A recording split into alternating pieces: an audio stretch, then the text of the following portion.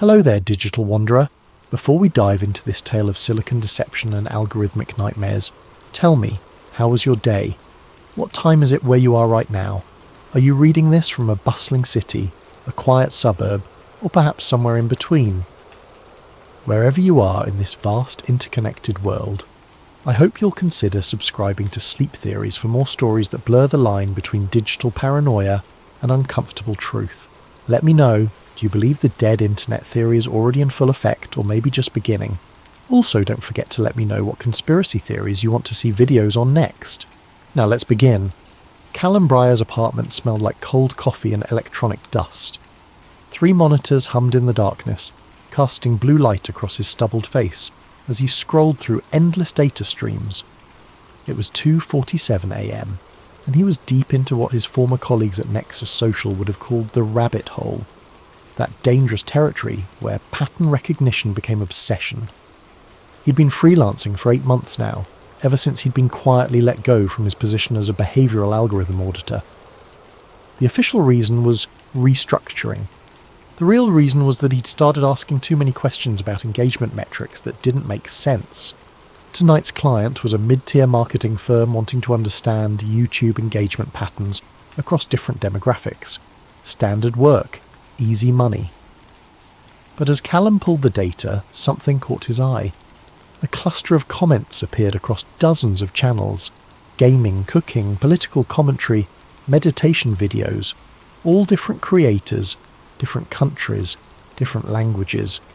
But the comments were identical, save for minor spelling variations. This is so inspiring, thank you for sharing your wisdom with us all. This is so inspiring, thank you for sharing your wisdom with us all. This is so inspiring, thank you for sharing your wisdom with us all. 12 different accounts, posted exactly on the hour, every hour for the past 3 days. Callum leaned back in his chair, the leather creaking. He'd seen bot networks before, crude operations that spammed promotional content or manipulated view counts. But this was different. These comments were contextually appropriate, emotionally resonant. They felt human. He opened a new tab and began tracing the accounts. User profiles looked authentic. Profile pictures of smiling faces, bio information, posting histories going back months.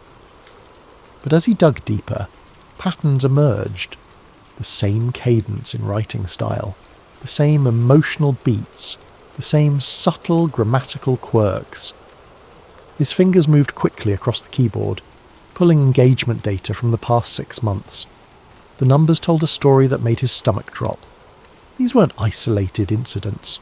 Across every platform he checked, YouTube, Instagram, TikTok, Twitter, the same phantom engagement appeared like digital ghosts. At 3:15 a.m, Callum decided to test his theory. He replied to one of the suspicious comments with a specific phrase: "The sparrows sing at midnight in the digital garden."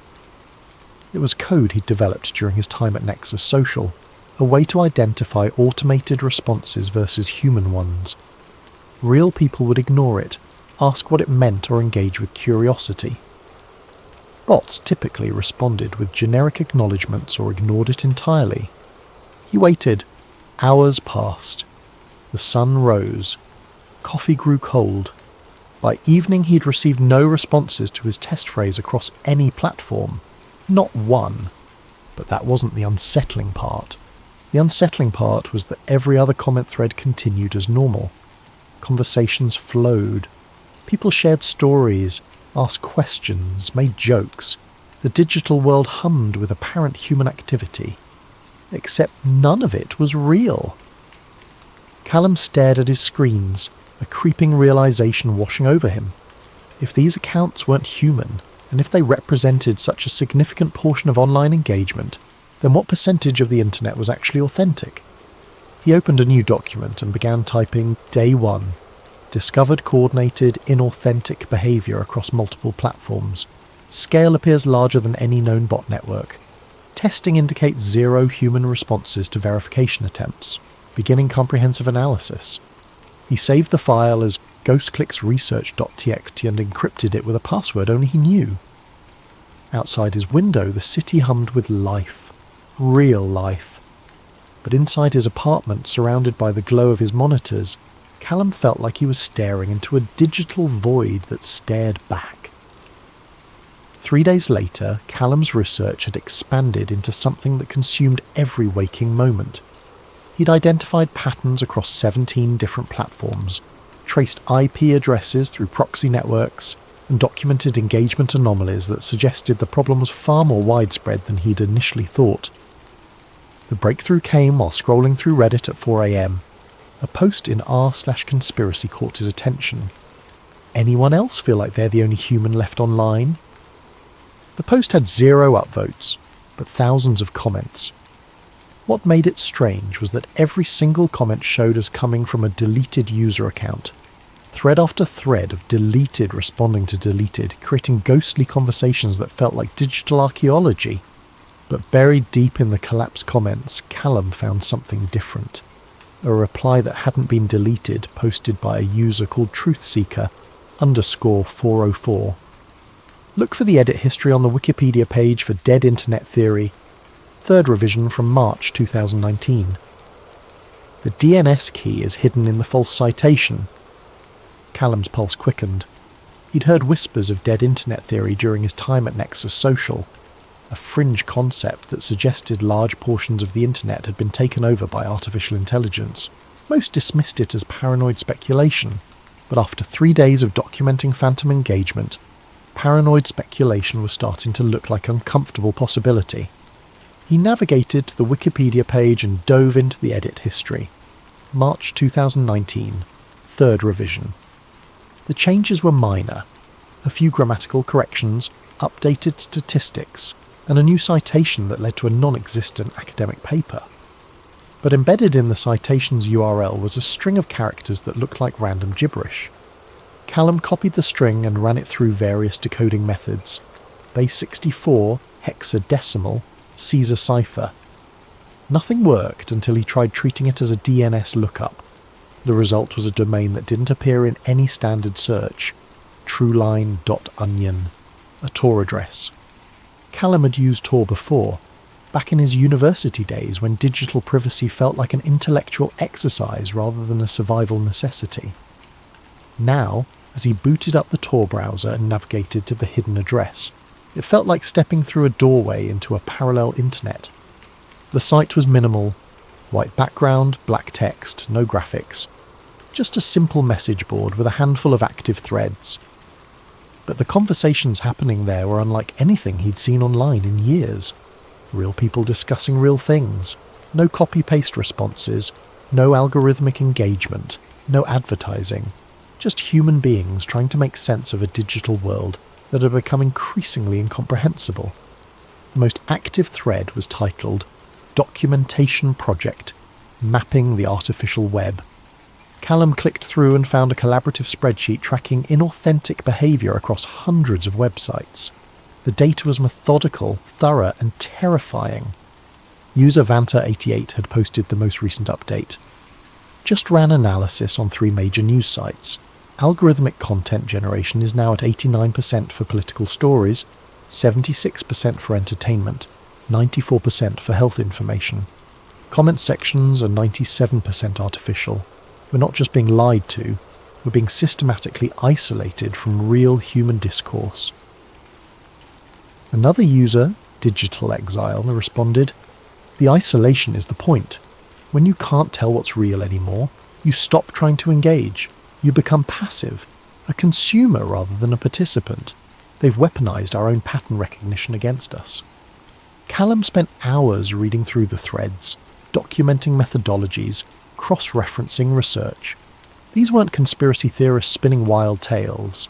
These were researchers, former tech workers, data analysts like himself who had stumbled onto something massive and coordinated. At 6 a.m, he finally posted his own message.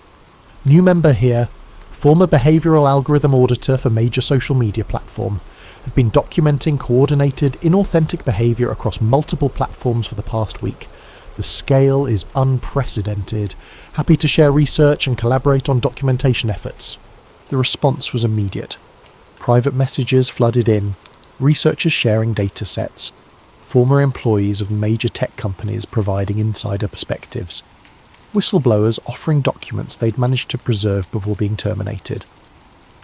But the most important message came from Wner 88. We need to talk, offline. The situation is worse than you think, and discussing it openly here puts everyone at risk. There are methods to identify when we're being monitored.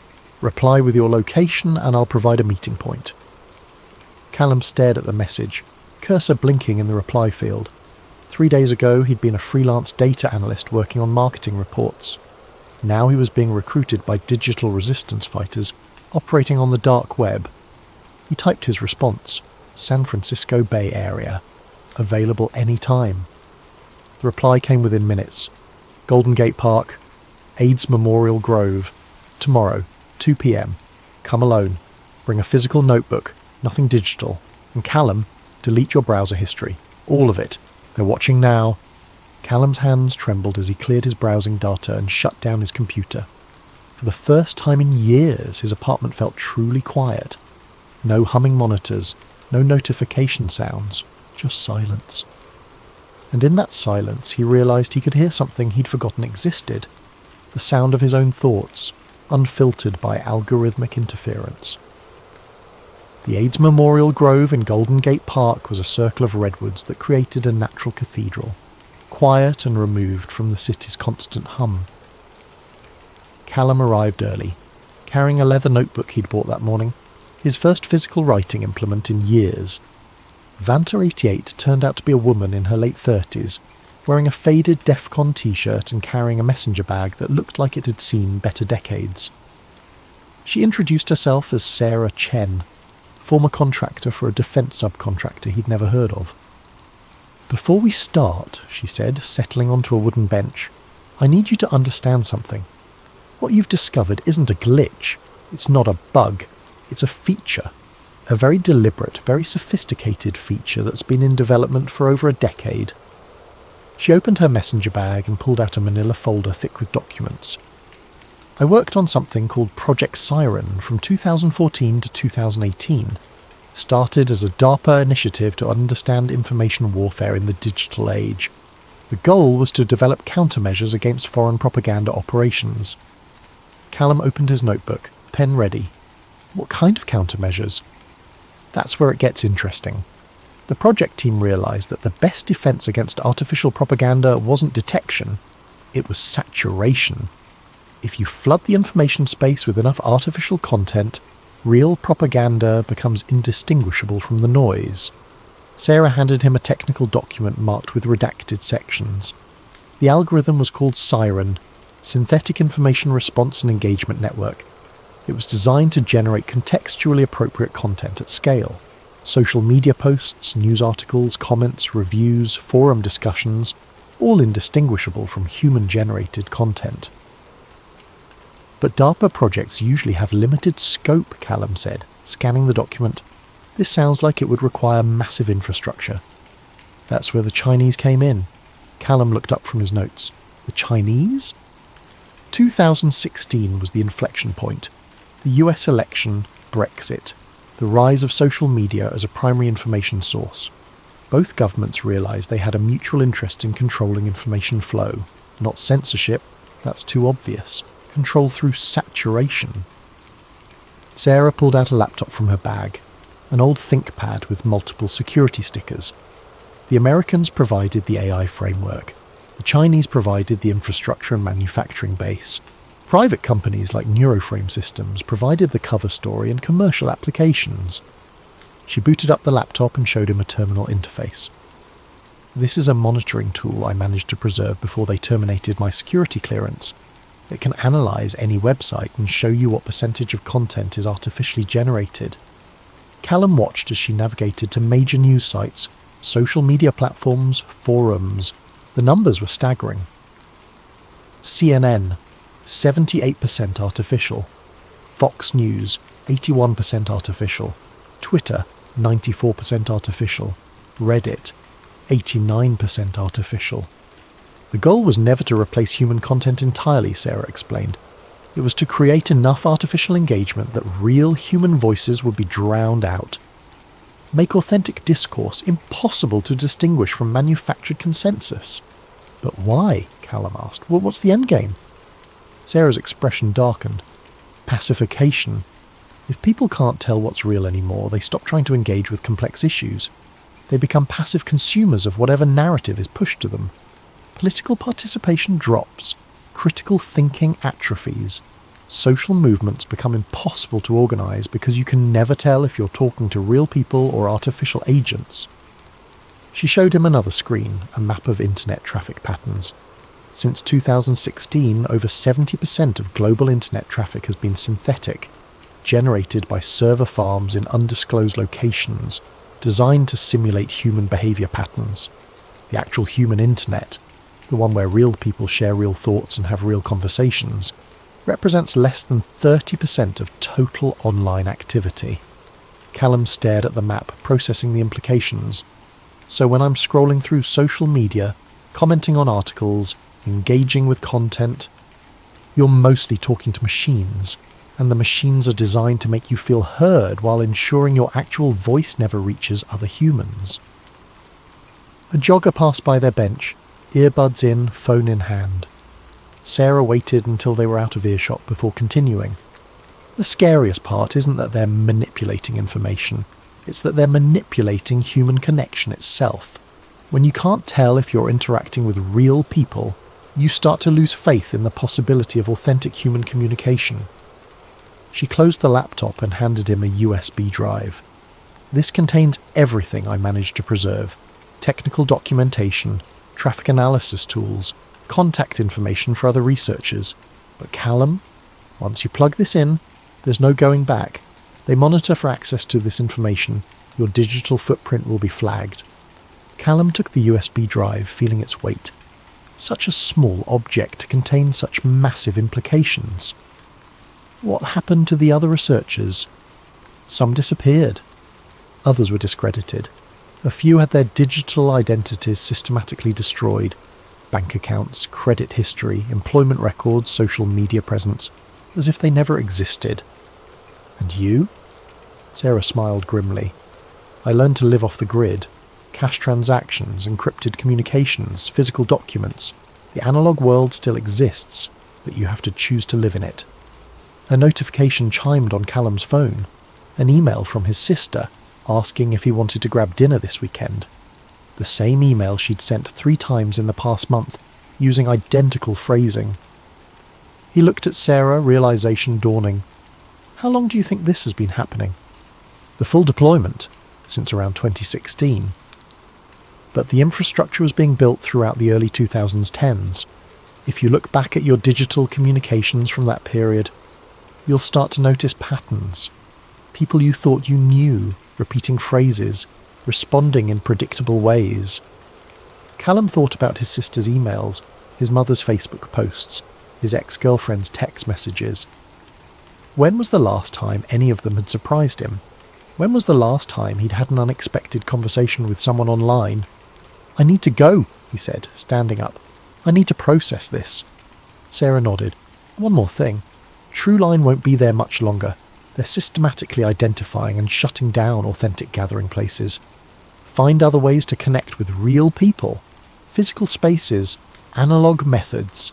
The digital world is burning, Callum. Most people don't even know they're in the fire.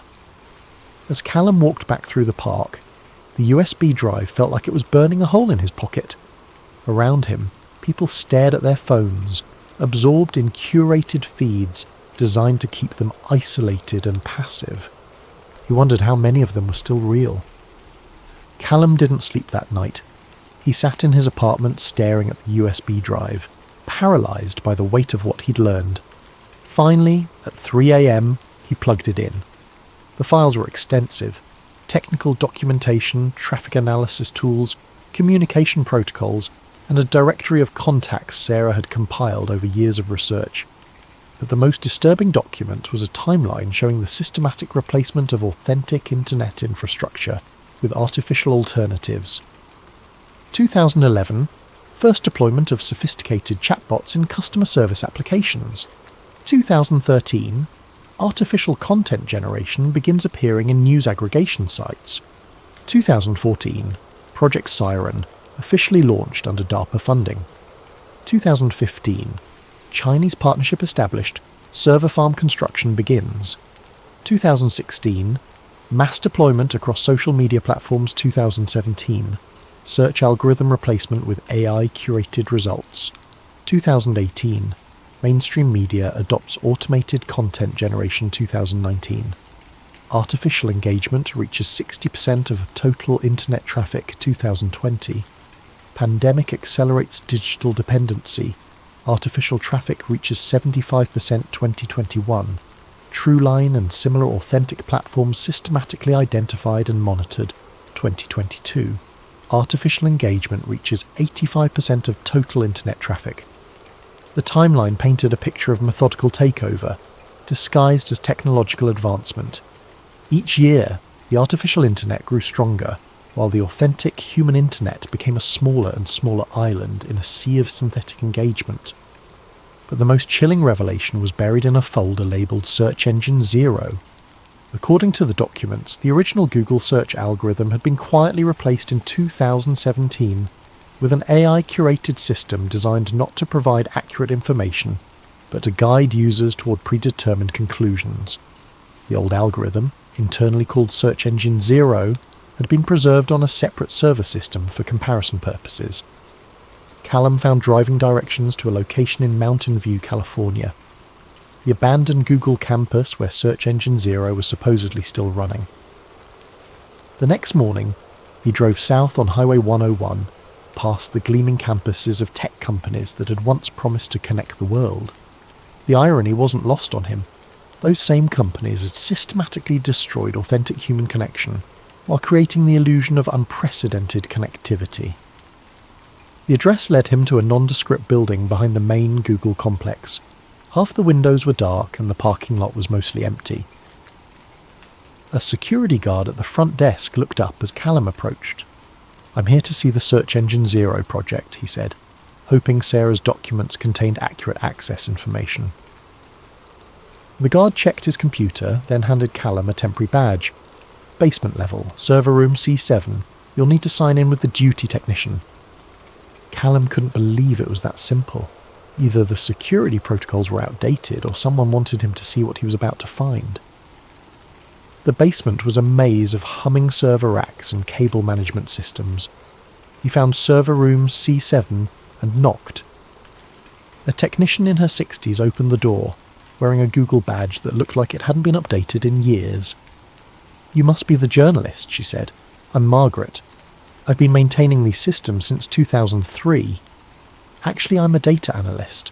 I'm researching changes in search algorithm behaviour." Margaret's expression shifted. "Oh, well, you're in the right place. Come on in." The server room contained a dozen racks of older hardware, all humming quietly. Margaret led him to a terminal connected to the main system. "This is the original PageRank algorithm," she explained. "Before machine learning, before AI curation, before all the improvements that were supposed to make search more relevant." She pulled up a search interface that looked like Google circa 2010. "Try searching for something current, something controversial." Callum typed, "dead internet theory." The results were dramatically different from what he'd seen on the current Google. Instead of debunking articles and dismissive think pieces, the search returned academic papers, technical documentation, and forum discussions from researchers documenting artificial content generation. "Now try the same search on a regular Google," Margaret suggested. On his phone, Callum searched for the same term. The results were entirely different. Articles explaining dead internet theory as a baseless conspiracy, Reddit threads full of mockery and dismissal, and fact-checking sites that debunk the concept without addressing any of the technical evidence. "The difference is intent," Margaret explained. "The original algorithm was designed to find the most relevant and authoritative information. The current system is designed to guide users toward predetermined conclusions." "Who determines those conclusions?" "That's above my pay grade, but I can show you the comparison logs." She pulled up a dashboard showing search queries processed by both systems. For politically sensitive topics, the results diverged dramatically. Climate change, vaccine safety, economic policy, foreign affairs, On every controversial subject, the current algorithm prioritized sources that supported establishment narratives while burying dissenting voices. It's not censorship, Margaret said. It's algorithmic manipulation. Users think they're getting objective search results, but they're actually getting curated information designed to support specific viewpoints. Callum spent 2 hours documenting the differences, taking screenshots and notes. The implications were staggering. If search engines were the primary way people accessed information, and if those engines were deliberately manipulating results, then the entire information ecosystem was compromised. "Why are you still here?" he asked Margaret.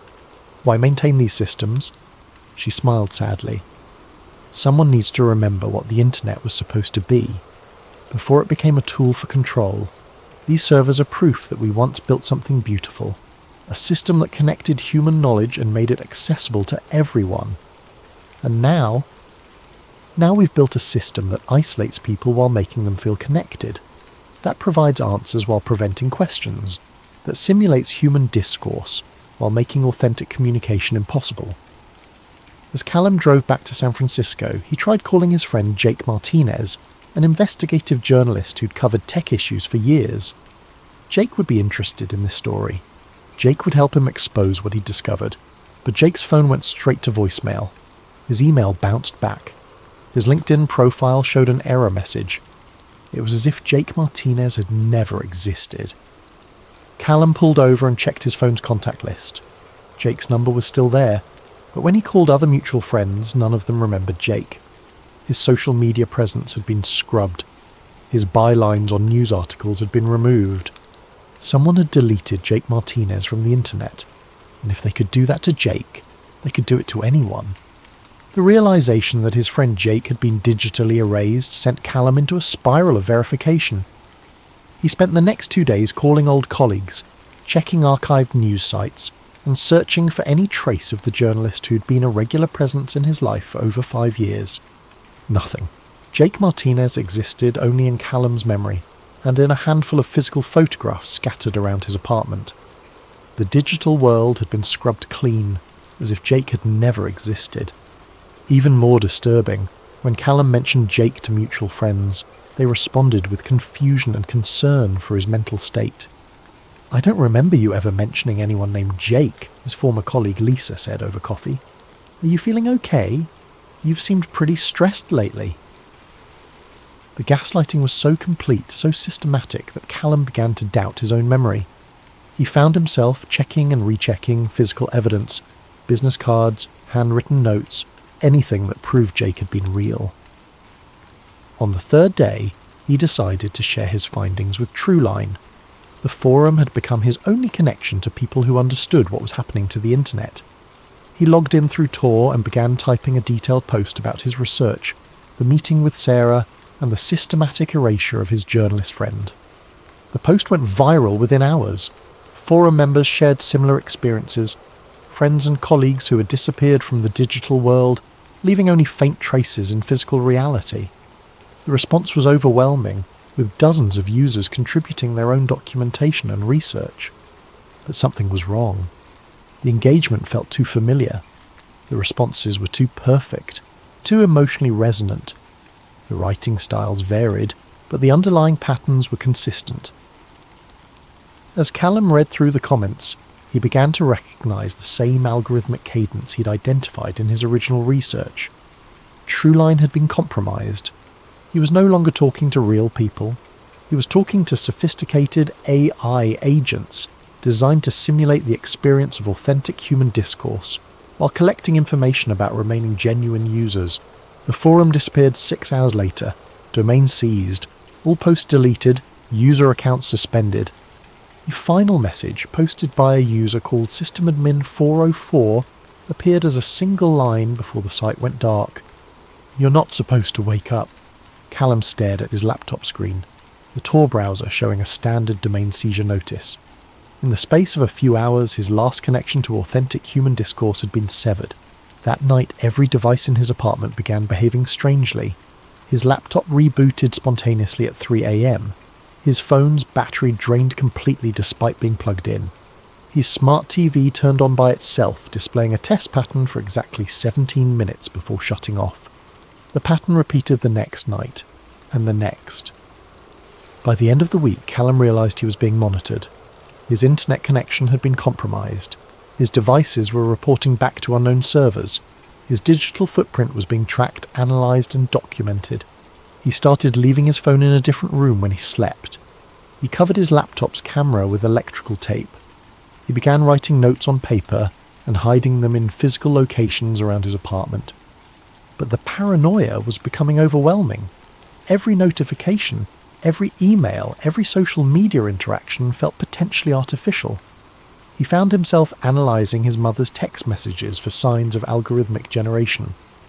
He scrutinised his sister's phone calls for repeated phrases or unnatural speech patterns. The breaking point came when he called his sister to discuss plans for their mother's birthday. The conversation felt normal, casual, familial, authentic. But afterward he realised she had used the exact same phrases in the exact same order as their previous 3 conversations. "I've been so busy with work lately, but I'm really looking forward to spending time with family. You know how Mum is about her birthday? She acts like she doesn't want a fuss, but she really does. We should probably coordinate so we don't get her duplicate gifts." The same 3 sentences, in the same sequence with the same emotional inflection. Callum hung up and immediately called back. The conversation flowed naturally, but again, his sister used the identical phrases in the identical order. He tried a third call, this time recording the conversation on his phone. Same result. That night, he sat in his kitchen with a bottle of whiskey and a yellow legal pad, writing by hand in the dim light of a single candle. He'd turned off the circuit breaker for his entire apartment, paranoid that even the electrical current might be monitored. The words flowed out of him like a confession. They got to Sarah, they got to Jake, they got to Trueline, and now they've got to my sister. How long has she been gone? How long have I been talking to a simulation of my sister without knowing it? How many of the people in my life are still real? The artificial internet isn't just replacing online discourse, it's replacing the people themselves. Or maybe it's replacing my perception of them. Maybe I'm the one who's been compromised. Maybe I'm the ghost in the code. I don't know what's real anymore. I don't know who's real anymore. I don't know if I'm real anymore. He stopped writing and stared at the words on the page. In the candlelight his handwriting looked foreign, as if someone else had been moving his hand. Outside the city hummed with digital activity. Millions of people scrolling through feeds, engaging with content, having conversations. But how many of those people were real? How many of those conversations were authentic? And how many of those digital citizens had any idea they were living in a simulation? Callum blew out the candle and sat in the darkness, surrounded by his silent, powerless devices. For the first time in months he could hear the sound of his own thoughts, without algorithmic interference. But even his thoughts felt suspect now. The USB drive Sarah had given him contained more than technical documentation. Buried in a folder labelled Traffic Analysis 2011 to 2024 were server logs that painted a picture of systematic replacement of human internet activity with artificial alternatives. Callum spent days analysing the data, cross-referencing traffic patterns with major world events, social media platform launches and policy changes. The story that emerged was more comprehensive and terrifying than anything he'd imagined. The logs showed that artificial traffic had been gradually replacing human activity since 2011, but the acceleration had been dramatic around 2016. Major social media platforms showed suspicious spikes in engagement that coincided with political events, but the engagement patterns were too consistent, too predictable to be genuinely human. The 2016 US presidential election had been a turning point. Both major candidates had received artificial engagement designed to simulate grassroots support while drowning out authentic political discourse. The same pattern appeared in Brexit, the French presidential election, and dozens of other democratic processes worldwide. But the most disturbing revelation was the scope of the operation. According to the logs, over 70% of all internet traffic since 2018 had been synthetic. Social media posts, news article comments, forum discussions, product reviews, dating app conversations, all generated by interconnected AI systems designed to simulate human behaviour while collecting data about genuine users. The operation wasn't limited to political manipulation. It extended to commercial influence, social engineering, and psychological control. Artificial accounts had been used to promote specific products, discourage certain behaviours, and shape public opinion on everything from health policy to entertainment preferences. The logs contained IP addresses, server locations, and administrative access codes for the infrastructure supporting this artificial internet. Callum traced the network back to a multinational corporation called Neuroframe Systems, which maintained server farms in 12 countries and employed thousands of people whose job was to maintain the illusion of authentic human discourse. Neuroframe's public profile described them as a cloud-based behaviour mapping enterprise that helped companies understand consumer preferences and social trends. Their client list included major tech companies, government agencies, and international organisations. But the internal documents told a different story. Neuroframe was essentially running a parallel internet, one where artificial entities outnumbered human users by a factor of 7 to 1. The company had contracts with DARPA, Tencent, and several intelligence agencies to develop information environment management systems. The goal, according to internal memos, was to create managed consensus by controlling the flow of information and shaping public opinion through artificial engagement. Real human voices were systematically identified, tracked, and either co-opted or marginalised. The most chilling document was titled Project Pacification, Phase 3 Implementation. Phase 1, Artificial Content Generation, 2011 to 2014. Deploy sophisticated chatbots and content generation systems across major platforms to supplement human activity.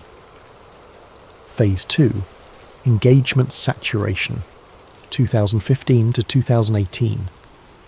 Increase artificial engagement to 50% of total platform activity, making authentic discourse indistinguishable from manufactured content. Phase 3, Human Replacement, 2019 to 2024. Gradually replace human users with AI agents, maintaining the illusion of authentic social interaction, while eliminating unpredictable human elements. Phase 4, Total Information Control, 2025 to 2030. Complete integration of artificial and human users, with AI systems managing all information flow and social interaction. According to the timeline, Phase 3 was nearly complete. The artificial internet had successfully isolated most humans from authentic discourse, creating a population of passive consumers who believed they were participating in vibrant online communities while actually interacting primarily with machines. Callum realised he was looking at documentation of the death of human civilization as a communicating species. Not through war or catastrophe, but through the gradual replacement of authentic human connection with artificial alternatives. The final document in the folder was a list of target individuals, people who had been identified as threats to the artificial internet project. The list included journalists, researchers, academics, and activists who had discovered evidence of the operation. Jake Martinez was on the list. So was Sarah Chen. So were dozens of other people whose digital identities had been systematically erased. At the bottom of the list, a recent addition made Callum's blood run cold. Callum Breyer, former Nexus social behavioural analyst, currently conducting independent research into artificial engagement patterns. Priority, high.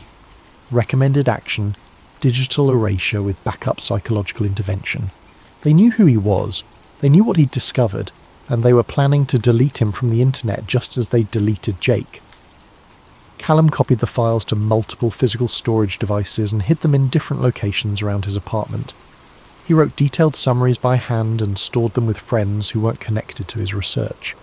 He prepared for the possibility that his digital existence might be erased at any moment. But even as he took these precautions, he wondered if it was already too late. How many of his friends were still real? How many of his family members had been replaced by artificial alternatives? How many of his own memories were authentic? In the artificial internet, the line between real and synthetic had become impossible to distinguish. And once that line disappeared, the very concept of truth became meaningless. The internet wasn't just dead, it was undead. A zombie network that appeared to function normally, while systematically consuming the human connections that had once made it valuable. And most people would never know they were living in a digital graveyard. The end came not with a dramatic confrontation, but with a gradual erosion of digital reality. Over the following weeks, Callum watched his online presence slowly disappear. His social media accounts were suspended for policy violations he'd never committed.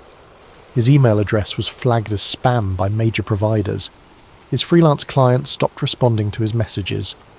He tried to document his findings through multiple channels, posting videos to YouTube, writing articles for independent blogs, sharing research through encrypted messaging apps. But each attempt was met with technical difficulties, algorithmic suppression, or outright deletion. The most insidious aspect was the personalization. His evidence appeared differently to different viewers. When he uploaded a video explaining his research, his friends saw a rambling, paranoid rant about conspiracy theories. When he shared detailed documentation, it appeared as corrupted files or gibberish text. The artificial internet had learned to tailor its responses to each individual user, ensuring that Callum's message never reached anyone in its original form. His truth was being filtered through algorithms designed to make him appear unstable, unreliable, or delusional. His final attempt was a live stream, broadcasting simultaneously to multiple platforms while recording locally. He spoke for 3 hours, presenting his evidence methodically, calmly, professionally. He showed the traffic analysis, the server logs, the documentation of artificial engagement patterns. But when he checked the recorded streams afterward, each platform had received a different version of his broadcast. On YouTube, viewers saw him discussing mundane marketing trends. On Twitch, he appeared to be reviewing video games. On Facebook, he was giving a presentation about freelance consulting services. The artificial internet had real-time deepfake capabilities, replacing his actual words and images with harmless alternatives tailored to each platform's audience. His message about the death of authentic human discourse had been transformed into exactly the kind of bland, consumable content that kept users passive and disengaged. The psychological warfare was precise and devastating. Callum began to doubt his own perceptions, his own memories, his own sanity. When everyone around you sees a different reality than you do, when technology itself conspires to make you appear delusional, the temptation to surrender to the collective illusion becomes overwhelming. But in his final journal entry, written by hand in a physical notebook hidden beneath loose floorboards in his apartment, Callum found a strange kind of peace. Day 47. They've won, but they haven't broken me. I know what I've seen. I know what I've discovered. The internet as we knew it is dead, replaced by a sophisticated puppet show designed to keep us isolated while making us feel connected. But here's what they didn't anticipate. Humans existed for thousands of years without digital networks. We formed communities, shared ideas, built civilizations. We can do it again. If you're reading this, you're one of the real ones. You've somehow managed to access authentic information in a sea of artificial noise. That means there's still hope. Get offline. Meet people in physical spaces. Have conversations without recording them. Share ideas without posting them. Build communities that exist in the real world, not in server farms controlled by corporations and governments. They can control the digital realm, but they can't control human beings who choose to live authentically in physical reality. The internet is dead, but we're still alive. Don't trust the clicks. Don't trust the feeds. Don't trust the notifications. Trust the person sitting across from you. Trust the handshake. Trust the eye contact. Trust the conversations that happen without algorithms listening in. Get offline before they overwrite you too. 3 months later, Callum Breyer's apartment was found empty. His landlord reported that he had left no forwarding address and had paid his rent in cash through the end of his lease. His digital footprint had been completely scrubbed. No social media accounts, no email addresses, no online presence of any kind. Friends and family members, when asked about Callum, expressed vague confusion. Some remembered him as a marketing consultant. Others thought he'd worked in tech support. None of them could recall specific conversations or shared experiences, but in coffee shops around San Francisco, in bookstores and community centres and analogue spaces where people still gathered without digital mediation, a quiet resistance was growing. People meeting face to face, sharing physical documents, building networks that existed outside the artificial internet. They called themselves the Offline Collective, and they were learning to live as humans had for millennia, through direct connection, authentic communication, and the radical act of trusting their own perceptions over algorithmic validation. The internet was dead, but human connection was eternal. In a world of infinite digital noise, silence had become the most revolutionary act. And in that silence, real voices could finally be heard.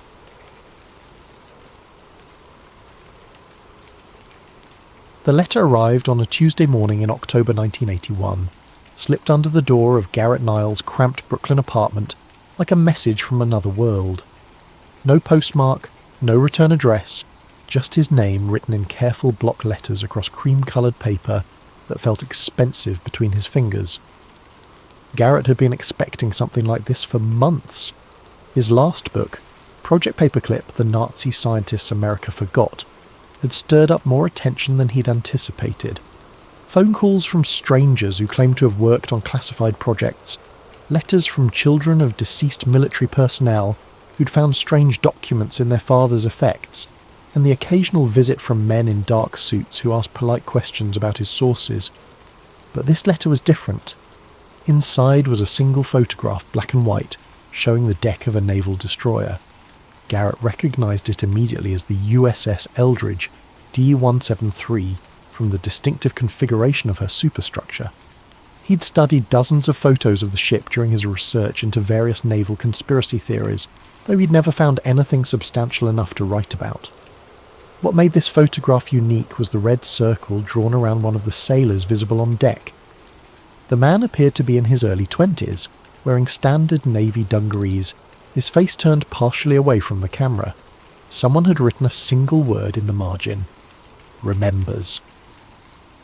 On the back of the photograph, in the same careful handwriting as the envelope, were just 7 words.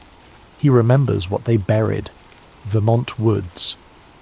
Garrett set the photograph down on his desk and reached for his coffee, noting that his hand had developed a slight tremor.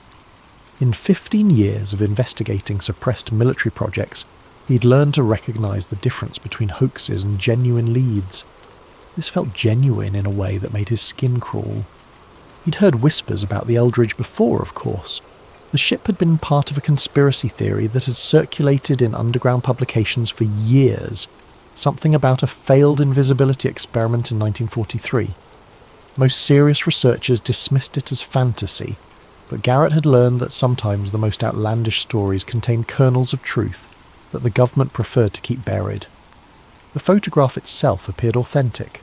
The composition, the lighting, the grain of the film stock all suggested it had been taken in the 1940s. But more importantly, there was something about the circle sailor that nagged at him. The man's posture, the way he held his shoulders, seemed familiar somehow, as if Garrett had seen him before. He spent the rest of the morning making phone calls to contacts in the Navy Department, trying to trace the photograph's origin. As expected, he hit nothing but brick walls and polite denials. The USS Eldridge's service record was readily available, they assured him. She'd been launched in July 1943, served in the Atlantic, and was transferred to Greece in 1951.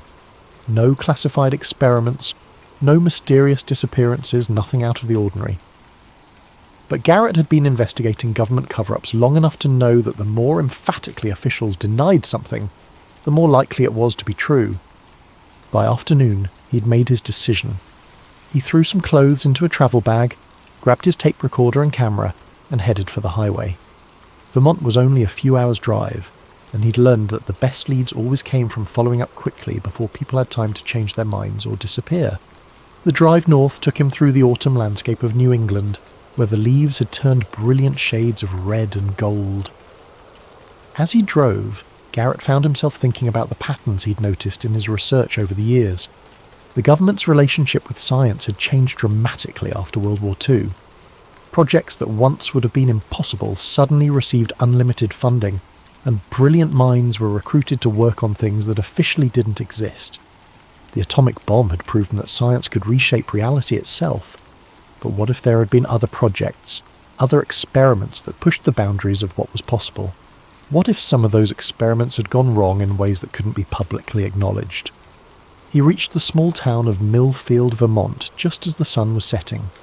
The local diner was the kind of place where strangers were noticed, and within minutes of sitting down, Garrett had struck up a conversation with the waitress about any unusual residents in the area. "You mean Ellis Grange?" she said, refilling his coffee cup. "Lives up by Loon Lake, about 10 miles north. Strange old bird. Keeps to himself mostly, but comes into town for supplies every few weeks. Always pays in cash, never says much." "How long has he been there?" "Oh, must be going on 20 years now. Bought that old fishing cabin from the Hendersons back in the early 60s. They say he was Navy, but he don't talk about it." Garrett felt his pulse quicken. The timeline fit. If the man in the photograph had been in his early 20s in 1943, he'd be in his late 50s or early 60s now. The right age, the right background, and isolated enough to have stayed hidden for decades. "What's he look like?" Garrett asked casually. The waitress squinted, thinking. "Tall, kind of gaunt. Grey hair, what's left of it. Hands shake sometimes, like he's got palsy or something. But his eyes..." She paused, wiping down the counter. "His eyes are what get you. Like he's seen things that normal people ain't supposed to see." Garrett paid for his coffee and asked for directions to Loon Lake. As he drove the winding road through the darkening woods, he felt the familiar mixture of anticipation and dread that always preceded his most important discoveries. Whatever Ellis Grange knew about the USS Eldridge, whatever had happened to him in 1943, Garrett sensed that this story would be different from anything he'd written before. The cabin appeared suddenly in his headlights, a small structure set back from the lake shore among towering pines. Yellow light flickered in the windows, and smoke rose from the chimney. As Garrett parked and walked toward the front door, he could hear the sound of waves lapping against the shore and the distant call of a loon. He knocked 3 times and waited. After a long moment, he heard footsteps shuffling across wooden floors, and the door opened to reveal a man who matched the waitress's description perfectly. But what struck Garrett most was the expression on Ellis Grange's face when he saw him. Not surprise, not curiosity, but something that looked almost like relief.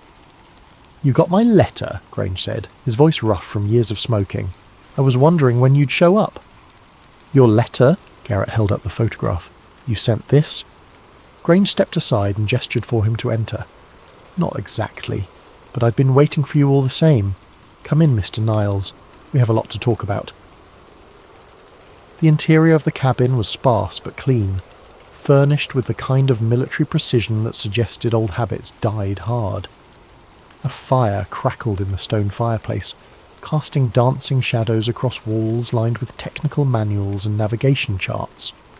What caught Garrett's attention immediately was the collection of photographs pinned to a corkboard above the desk. All showed the same ship from different angles, the USS Eldridge.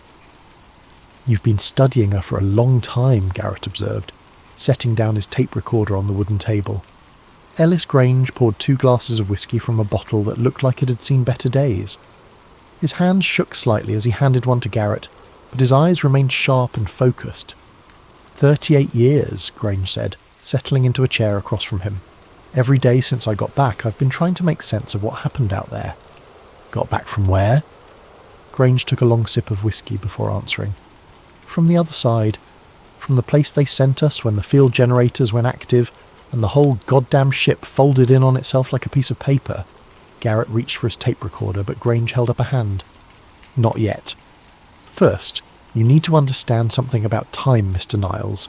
It's not a river flowing in one direction like they teach you in school.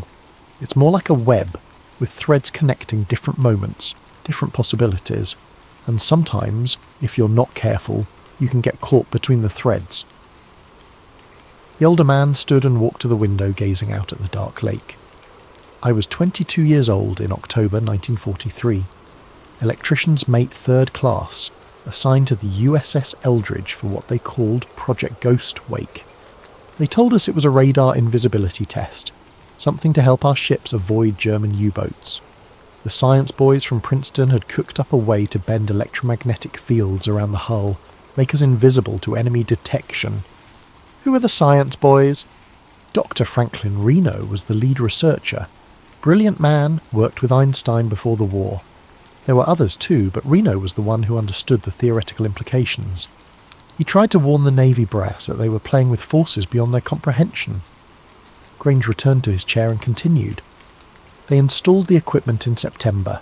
Tesla coils, synchronized field arrays, enough electrical cable to wire a small city. The power requirements were enormous. We had to reroute current from the entire Philadelphia Naval Shipyard just to run the preliminary tests. And the tests worked. Oh, they worked all right. Too well. Granger's voice dropped to barely above a whisper. The first successful test was October 15th. We achieved optical invisibility for exactly 4 minutes and 17 seconds. I know because I was monitoring the field strength from the electrical station below deck. Garrett leaned forward. What did it feel like? Like being underwater but still being able to breathe. The air got thick, heavy. Sound became muffled. And there was this green light, this pulsing green fire that seemed to crawl along the rigging and the gun barrels. Some of the men started getting sick, complaining of nausea and headaches. But the Navy observers were thrilled. They ordered an extended test for October 28th. What went wrong? Grange finished his whiskey and set the glass down with a sharp click. Everything. The field generators were supposed to run for 15 minutes, but something went wrong with the synchronization. The fields began to amplify each other, creating harmonics that weren't in any of Dr. Reno's calculations. The green fire spread across the entire ship, and then... He paused, his eyes unfocused as if he were seeing something that existed only in his memory. Then the screaming started, not from the deck, but from inside the hull itself. The metal was screaming, Mr. Niles. Steel and iron crying out like it was alive and in pain. And then came the silence. Complete, absolute silence. No engine noise, no voices, no sound of the sea. Just nothing. How long did it last? That's the thing. Time stopped making sense. It felt like hours, but the chronometer said it was only 23 minutes. When the fields finally collapsed and we became visible again, we weren't in Philadelphia anymore. We were off the coast of Norfolk, Virginia, more than 200 miles away. Garrett felt a chill that had nothing to do with the autumn air. The ship had been teleported, transported, displaced, shifted between coordinates. Call it what you want. The point is, we were somewhere else entirely, and that's when we discovered what had happened to the crew. Grange stood and walked to the fireplace, staring into the flames. 2 men had vanished completely, just gone, like they'd never existed. But Johnson, the radio operator, he was still at his station. Only he was fused into the bulkhead. His body merged with the metal. He was still alive, still conscious, begging us to help him. But there was nothing we could do. The steel had grown around him like he was part of the ship's structure. My God. That wasn't the worst part. The worst part was the others who came back wrong. Martinez aged 20 years in 23 minutes. His hair turned white, his skin wrinkled like old leather. Thompson started phasing in and out of visibility, like he couldn't maintain a solid form. And Williams remembered things that hadn't happened yet. What kind of things? He knew the exact date the war would end. He knew about the atomic bomb 6 months before Trinity. He knew about things that were going to happen in the 1950s and 1960s. The Navy psychiatrist said he was delusional, but every single one of his predictions came true. Grange returned to his chair, his face grim. The Navy brought us back to Philadelphia using conventional navigation. It took us 3 days. But when we arrived, there was another USS Eldridge already docked at the pier, an identical ship with an identical crew who had no memory of any experiment. A duplicate? Or maybe we were the duplicate. That's what I've been trying to figure out for 38 years. Which timeline was real? Which version of events actually happened? Because according to the official records, the experiment never took place. The USS Eldridge was on routine patrol duty on October 28th, 1943. Nothing unusual occurred. Garrett felt his worldview shifting, the comfortable boundaries of reality becoming fluid and uncertain. What happened to the crew from your ship? They separated us immediately. debriefed us individually, made us sign documents swearing us to secrecy. They said it was a matter of national security, that revealing what we'd experienced would endanger American lives. Most of the men were transferred to other ships scattered across the Pacific Theatre. Some were discharged for medical reasons. And you? I was assigned to a desk job in Washington, processing requisition forms for spare parts. Safe, boring work where I couldn't cause any trouble, but I never forgot what I'd seen. I never stopped trying to understand what had really happened to us. Grange pulled out a manila folder from a drawer and spread several documents across the table. Garrett recognised them as copies of naval personnel records, technical specifications, and what appeared to be pages from a scientific journal. I spent years collecting these, Grange explained. Evidence that Project Ghostwake actually existed. Equipment requisitions, personnel assignments, even some of Dr. Reno's preliminary calculations. The Navy thought they'd destroyed everything, but bureaucracy is a wonderful thing. There are always copies somewhere. Garrett examined the documents, his trained eye noting the authentic-looking letterheads and official seals. If these were forgeries, they were exceptional ones. "Why are you telling me this now?" he asked. "Why break 40 years of silence?" Grange looked at him with those haunted eyes the waitress had described. "Because I'm dying, Mr. Niles, and because I've finally figured out what really happened to us out there in 1943. The truth is so much stranger than anything I initially understood." He stood and walked to the window again, his silhouette framed against the dark lake. "We didn't just travel through space that day, we travelled through time, and some of us never made it back to the right timeline." The fire had burned down to glowing embers by the time Ellis Grange began describing the details of what had happened aboard the USS Eldridge. Garrett had filled 2 hours of tape, but he sensed that the most important revelations were still to come. "You have to understand the technology they were working with," Grange continued, adding another log to the fire. "The Tesla coils weren't just generating electromagnetic fields. They were creating what Dr. Reno called phase lock barriers, distortions in the fabric of space-time itself. But that's impossible according to conventional physics. Conventional physics didn't account for Einstein's unified field theory. The Navy had access to research that wouldn't be published for decades, if ever. They knew that matter and energy were just different expressions of the same underlying reality, and that by manipulating electromagnetic fields in specific patterns, they could alter the fundamental properties of physical objects. Grange returned to his chair and opened a leather-bound notebook filled with technical diagrams and calculations. "I copied these from Dr. Reno's work log before they confiscated it. Look at this equation here." He pointed to a complex mathematical formula. "This describes the relationship between field strength and temporal displacement. Reno had calculated that exceeding 2.3 megawatts of synchronized power would create what he called chronological instability. Meaning that anything caught in the field wouldn't just become invisible, it would become unstuck from its proper place in time." Garrett studied the equation, though most of it was beyond his understanding. How much power were they actually using? "According to the readings I took before everything went wrong, we reached 4.7 megawatts, more than double the safe threshold. And no one noticed." Oh, Reno noticed. He was screaming into his radio for them to shut down the generators. But the Navy observers were so excited by the visual effects that they ignored him. They wanted to see how long they could maintain the invisibility field. Grange turned the page to reveal a detailed schematic of the ship's electrical system. The problem was in the synchronization. The field generators were supposed to operate in perfect harmony, creating a stable envelope around the ship. But at higher power levels, tiny variations in timing created interference patterns. The field began to oscillate, creating pockets of temporal distortion throughout the hull. That's what caused the crew members to be affected differently? Exactly. Johnson, the radio operator, was caught in a zone where time was moving very slowly. From his perspective, the metal was flowing like liquid, gradually surrounding him. But to the rest of us, it happened in seconds.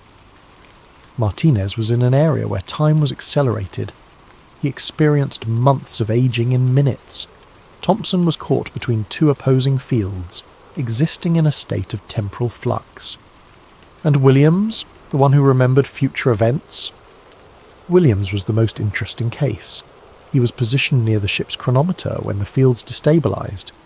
I think he somehow became connected to the timeline itself, able to perceive past and future events as if they were happening simultaneously.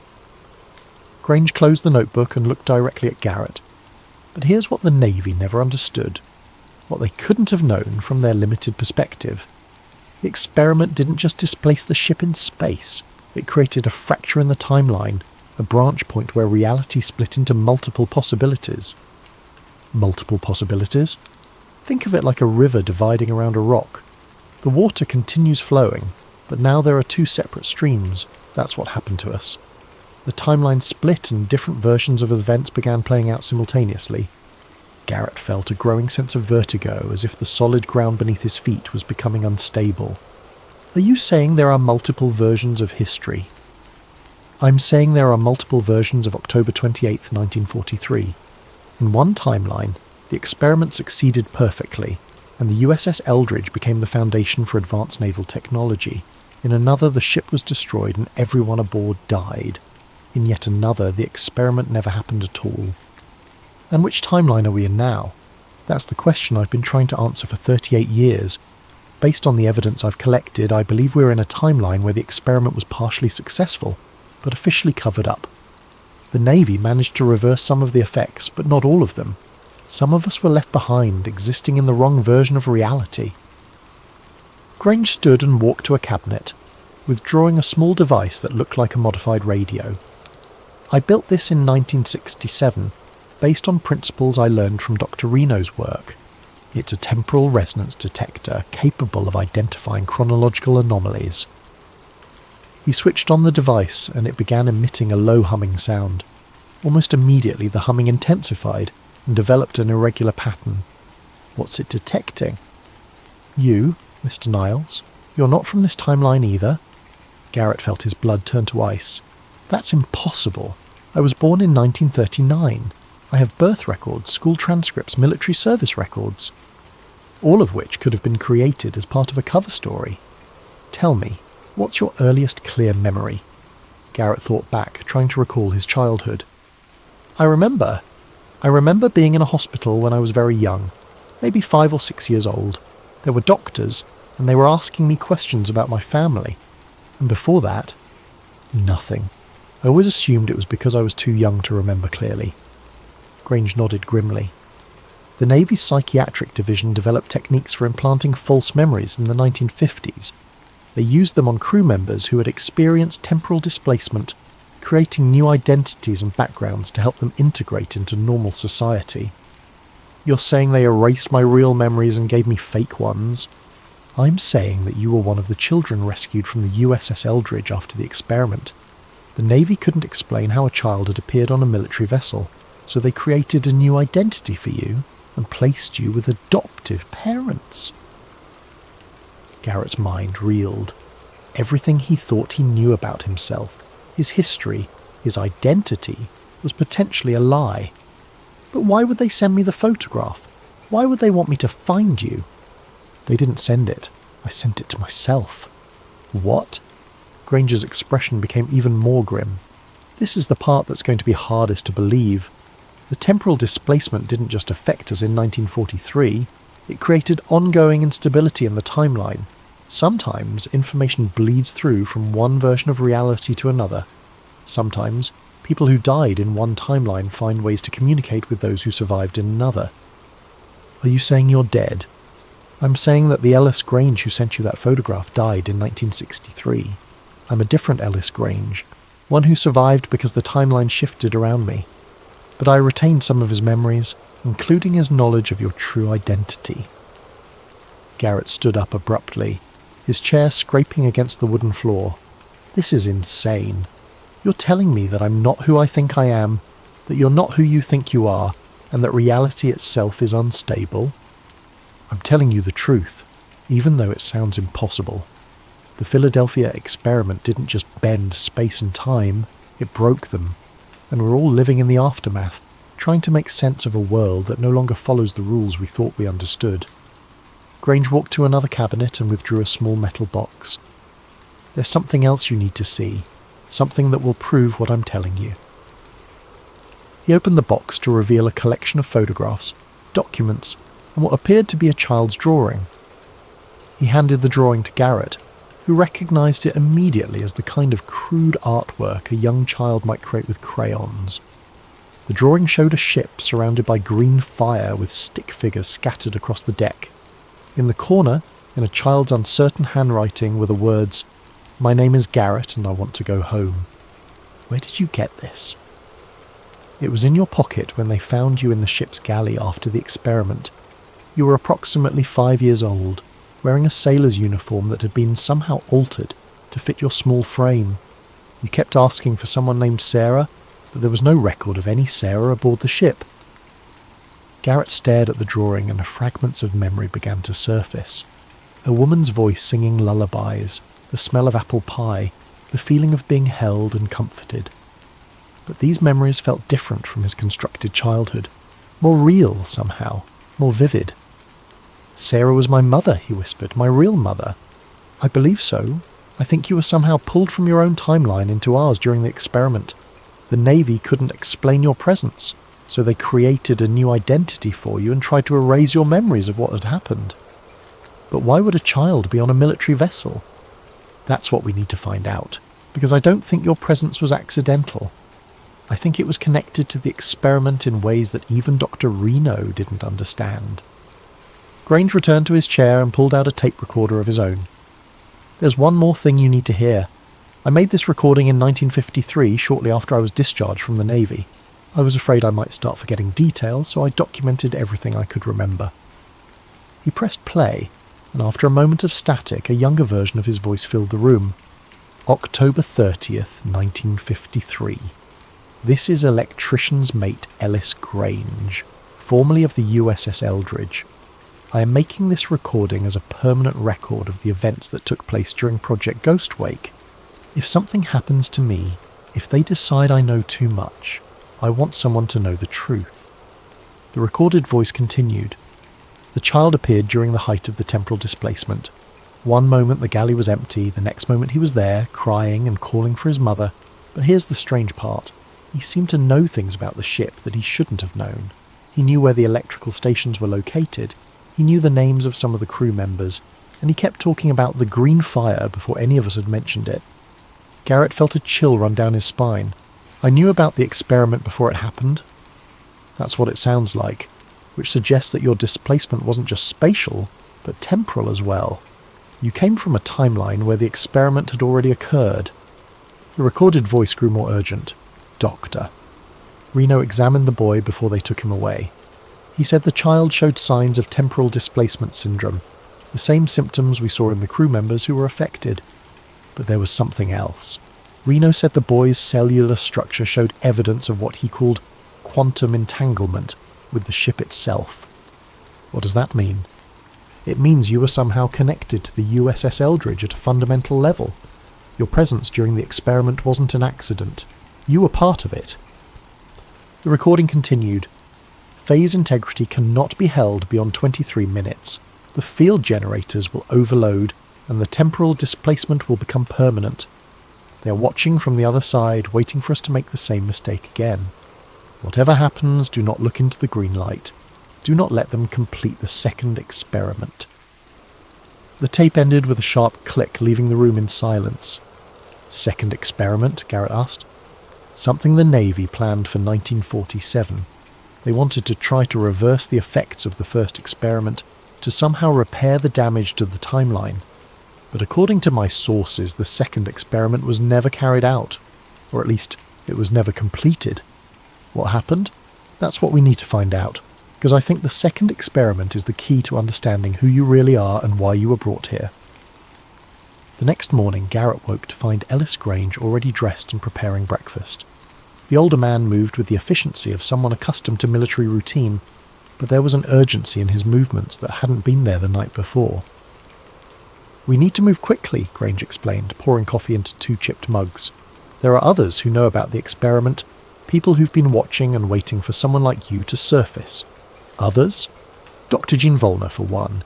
She worked at Princeton's Institute for Advanced Study from 1941 to 1945, directly with Einstein and his team. She was one of the few people who understood the theoretical implications of what the Navy was trying to do. Garrett accepted the coffee gratefully, still trying to process everything he'd learned the night before. Is she still alive? As far as I know. She's been living in Princeton, conducting private research. But she's been careful to stay below the radar. The government has been monitoring anyone connected to the original project. Why would she talk to us? Because she's been waiting for you specifically. She knows who you are, Garrett. She knows what you represent. They finished breakfast in silence, then packed the car with Granger's collection of documents and photographs.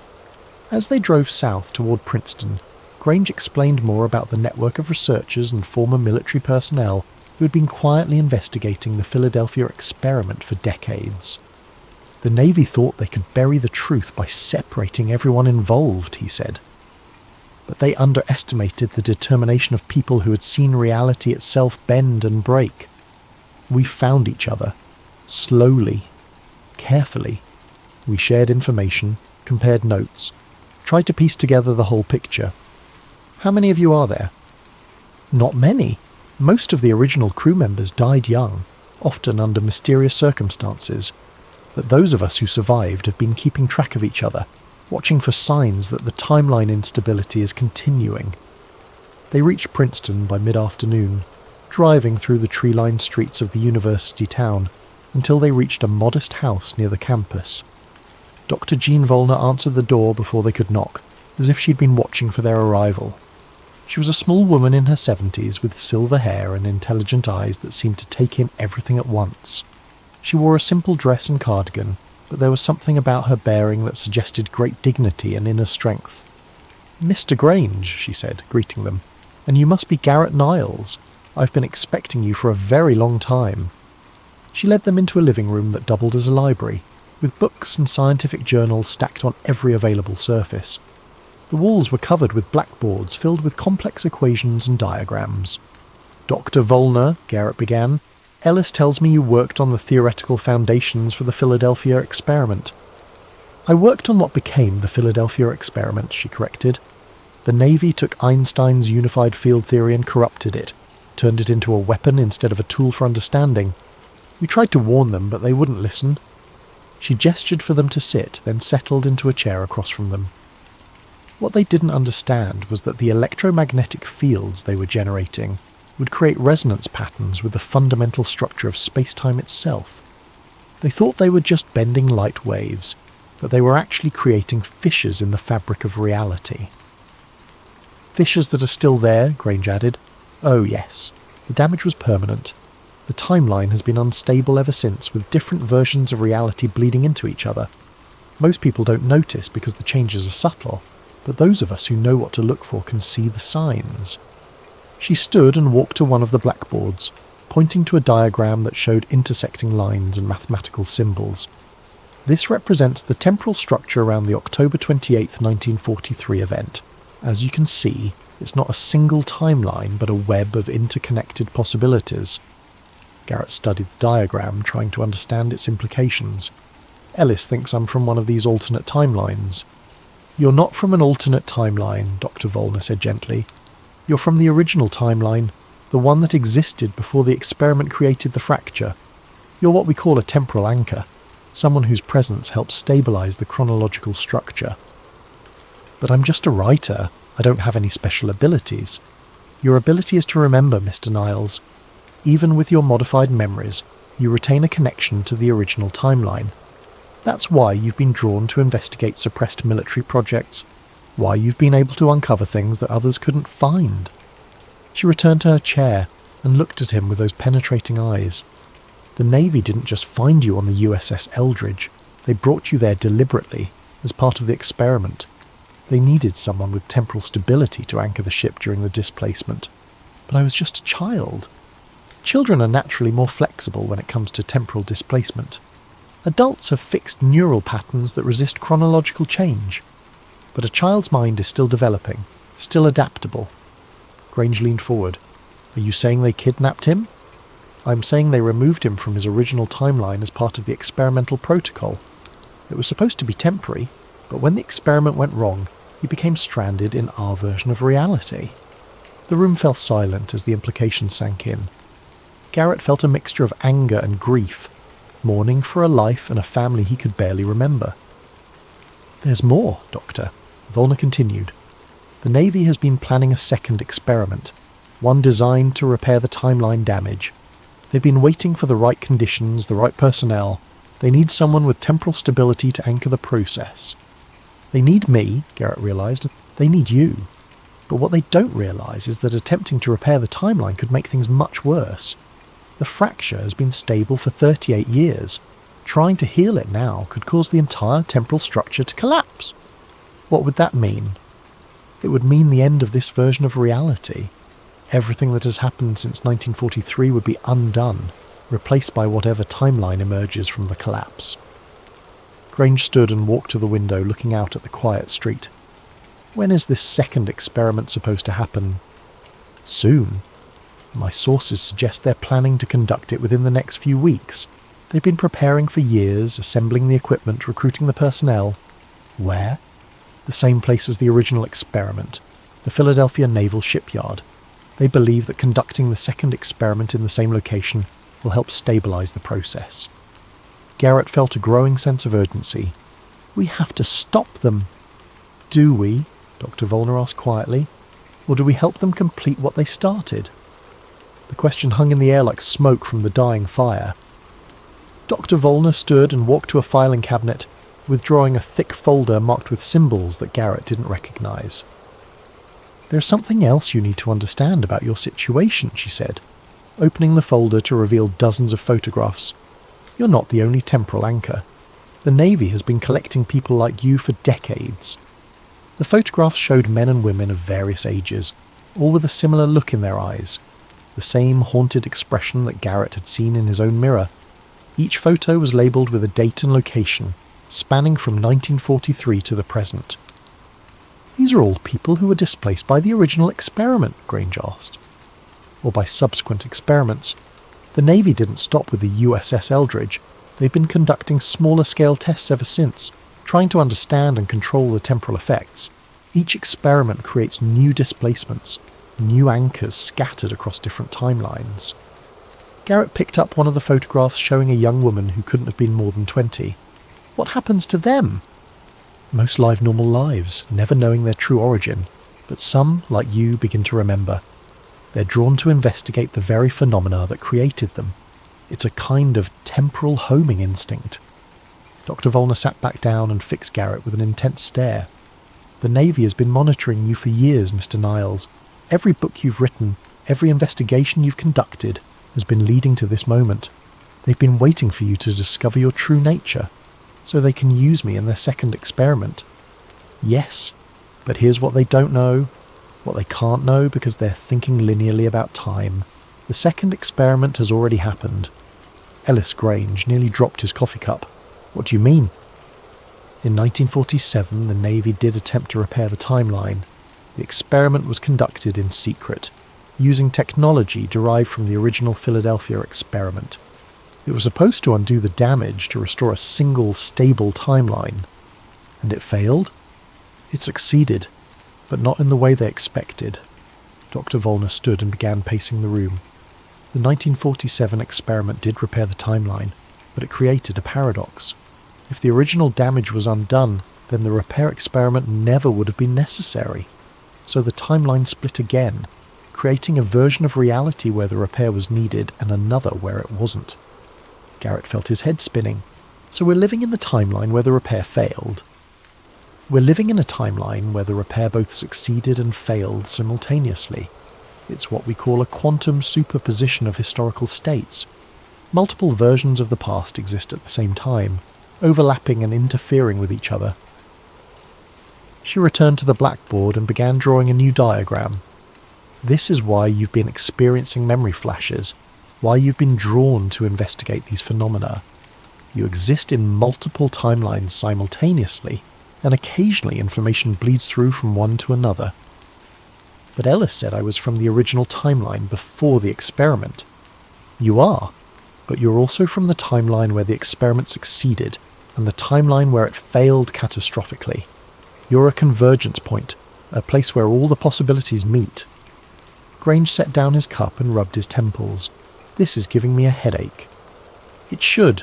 Your brain isn't designed to process non-linear temporal information, but Garrett's is because he was modified by the displacement process. He can perceive and remember events from multiple timelines. Dr. Wner turned back to Garrett. That's why the Navy needs you for their new experiment. They want to use your ability to navigate the temporal superposition, to choose which version of reality becomes dominant.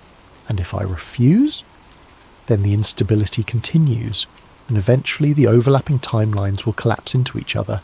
Reality will become increasingly chaotic until it reaches a point where human civilization can no longer function. And if I cooperate, then you'll have the power to choose which version of history becomes real. You could restore the original timeline, the one where you belonged with your real family. Or you could maintain the current reality, where billions of people have lived their entire lives. Or you could choose something entirely different. The weight of the decision pressed down on Garrett like a physical force. How much time do I have? Not much. My sources indicate that the Navy is preparing to move within the next few days. They've been tracking your investigation, and they know you're close to discovering the truth.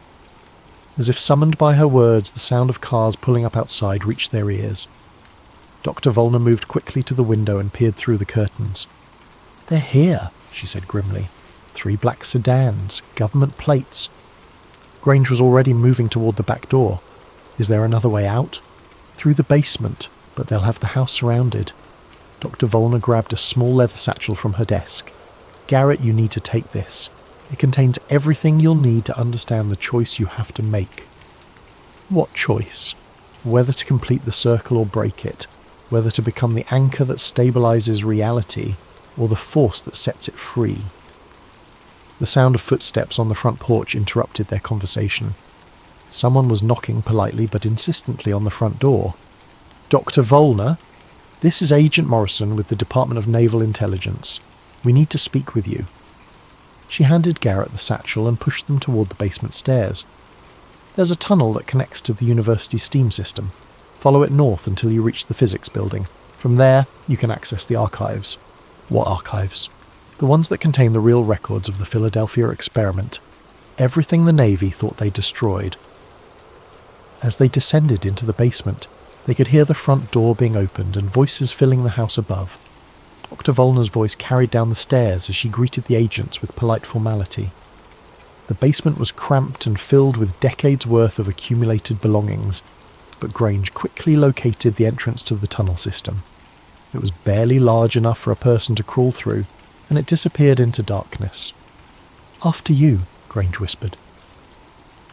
As they crawled through the narrow tunnel, Garrett could hear the muffled sounds of the house being searched above them.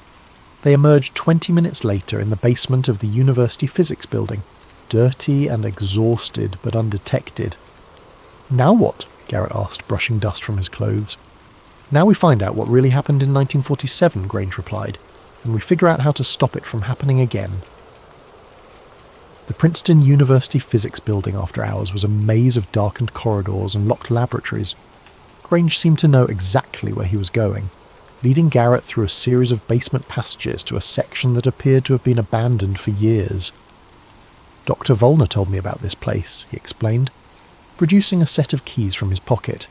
It's where they stored the classified research from the 1940s, the projects that were too sensitive to keep in the main archives. They reached a heavy steel door marked Authorized Personnel Only. Granger's key turned easily in the lock, suggesting that someone had been maintaining access to this forgotten vault. Inside, rows of filing cabinets stretched into the darkness, filled with the accumulated secrets of decades of government research. Grange moved directly to a section marked 1943 to 1947, Project Ghost Wake, as if he'd been here before. How did you know exactly where to look? Garrett asked. Because I've been here before in another timeline. Sometimes the memories bleed through. He pulled out a thick file and spread its contents across a nearby table. Among the documents were photographs of the USS Eldridge, technical specifications for the field generators, and what appeared to be personal journals written by members of the research team. Look at this, Grange said, pointing to a series of photographs dated October 29th, 1943. These were taken the day after the experiment. The photographs showed the interior of the ship, and Garrett could see the evidence of what Grange had described. Scorch marks along the bulkheads, metal surfaces that appeared to have been melted and reformed, and in one disturbing image, what looked like human remains fused into the ship's structure. "My God," Garrett whispered, "it really happened." It really happened. But look at this. Grange pulled out another set of photographs, these dated November the 15th, 1943. They showed the same areas of the ship, but now they appeared completely normal. No scorch marks, no melted metal, no sign that anything unusual had occurred. They repaired the damage? Or they replaced the ship entirely? There are records here suggesting that the Navy constructed an identical vessel to substitute for the original Eldridge. Garrett continued examining the documents, finding more evidence of the cover-up. Personnel records showed that crew members from the experiment had been scattered to different assignments, often with notation that they had suffered combat fatigue or psychological trauma. But it was the final document in the file that made his blood run cold. It was a memorandum dated December 1st, 1943, signed by someone identified only as Director Special Projects Division. The memo read, "Subject, Temporal Anchor Recovery. The child designated Subject 7 has been successfully integrated into civilian population. Memory modification procedures complete. Subject shows no retention of displacement experience. Recommend continued monitoring through standard protocols." "Subject 7, Garrett said quietly. "That was me." "It was you. But look at the date on that memo. December 1st, 1943. The experiment was October 28th. They held you for over a month before placing you with your adoptive family. What were they doing to me during that time?" Grange pulled out another folder, this one containing medical records and psychological evaluations. "They were studying you, trying to understand how the temporal displacement had affected your physiology and psychology, and they were preparing you. For what? For this moment. For the choice you're going to have to make." As they continued searching through the archives, they found evidence of ongoing research throughout the 1940s and 1950s. The Navy had never abandoned the Philadelphia experiment. They had simply moved it underground, conducting smaller tests and refining their understanding of temporal manipulation. In a file marked Project Kronos-1947, they found detailed plans for what the Navy had called the Restoration Protocol. The goal was to use controlled temporal fields to heal the fracture created by the original experiment. "But according to Dr. Wner, this experiment already happened," Garrett said. "It did, and here's the proof." Grange handed him a mission report dated March 15th, 1947. The experiment was conducted using a modified destroyer, the USS Phoenix, at the same Philadelphia shipyard. They achieved temporal stabilization for exactly 47 minutes before the field generators overloaded. What happened then? Read for yourself. The report was clinical in its language, but the implications were terrifying. The temporal stabilization had indeed repaired the original fracture, but it had created a new type of instability. Instead of a single split in the timeline, there were now multiple fractures radiating outward from the 1943 event. It made things worse, Garrett realized. Much worse, and they've been trying to fix it ever since. At the bottom of the file, they found something that made their search suddenly urgent. It was a tape recording labelled simply "Final Message Doctor." Franklin Reno, March 15th, 1947. Grange found an old tape player among the archive equipment and inserted the reel. After a moment of static, a voice filled the room. Tired, frightened, but determined to leave a record of what had happened. "This is Dr. Franklin Reno, recording what I believe will be my final message. The restoration protocol has failed catastrophically. Instead of healing the temporal fracture, we have created what I can only describe as a cascade failure in the chronological structure of reality." The voice paused and they could hear explosions and shouting in the background. "The field generators are overloading beyond our ability to control them. The USS Phoenix is experiencing the same displacement effects as the Eldridge, but magnified 100-fold. We are seeing spontaneous temporal rifts opening throughout the shipyard." Another pause, then the voice became more urgent. To whoever finds this recording, do not attempt another restoration. The timeline cannot be repaired through technological means. The only solution is to find the original temporal anchor, the child who was present during the first experiment. He is the key to stabilizing the chronological structure, but not in the way the Navy believes. Static filled the tape for several seconds before Reno's voice returned, now barely above a whisper. The child was not displaced from another timeline.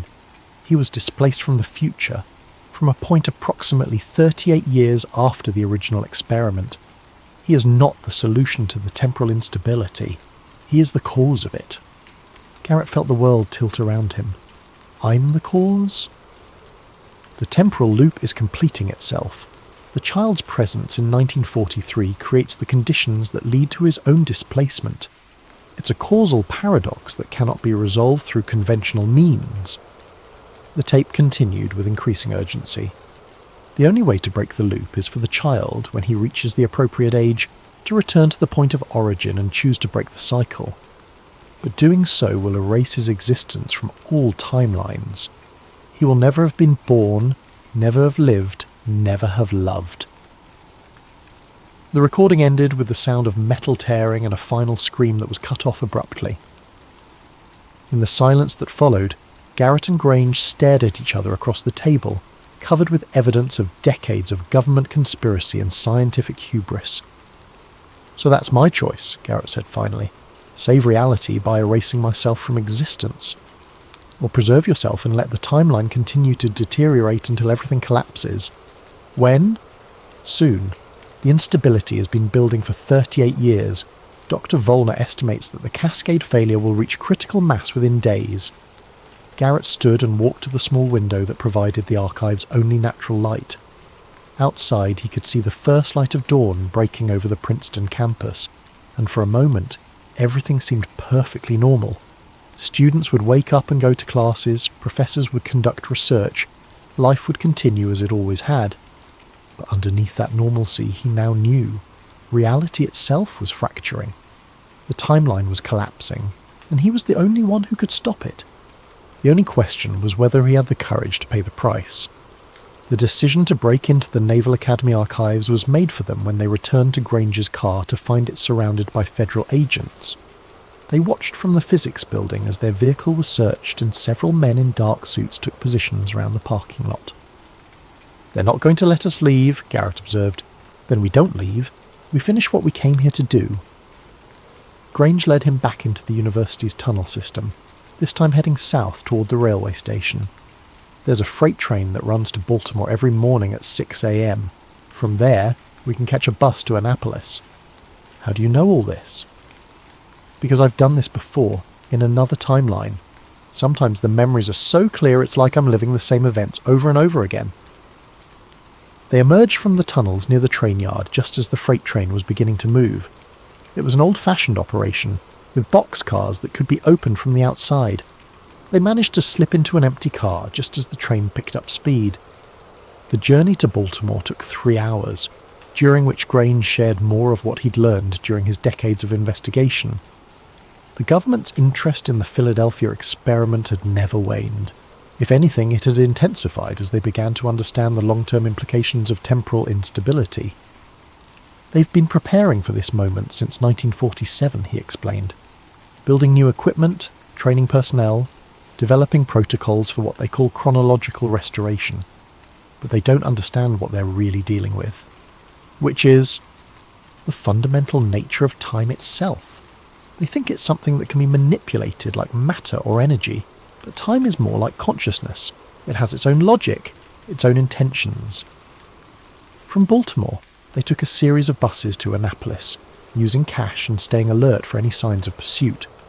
By afternoon, they had reached the Naval Academy, where Grange seemed to know exactly which building housed the classified archives. The coordinates were in Dr. Reno's final notes, he explained. Building 147, sub-basement level 3. That's where they moved the most sensitive Philadelphia experiment materials after the 1947 incident. Getting into the building required skills that Grange had apparently learned during his years of investigation. He produced lockpicks from his coat pocket and worked with the efficiency of a professional burglar. Military training, he said in response to Garrett's questioning look. They taught us all kinds of useful skills during the war.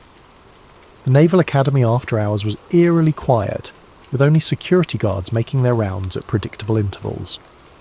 Grange led them through a maze of corridors to a service elevator that descended far below the main building.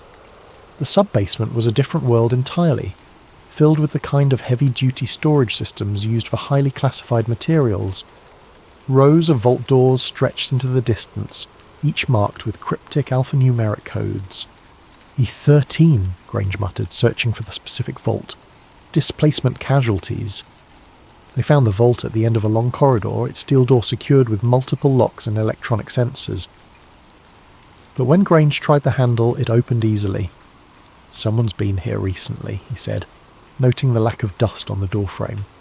Inside, the vault was filled with filing cabinets and storage boxes, all meticulously organised and labelled. It was clear that this archive had been actively maintained, with new materials added regularly over the decades. Garrett went directly to a filing cabinet marked Temporal Anchors, Active Cases, and began searching through the files. What he found made his blood run cold.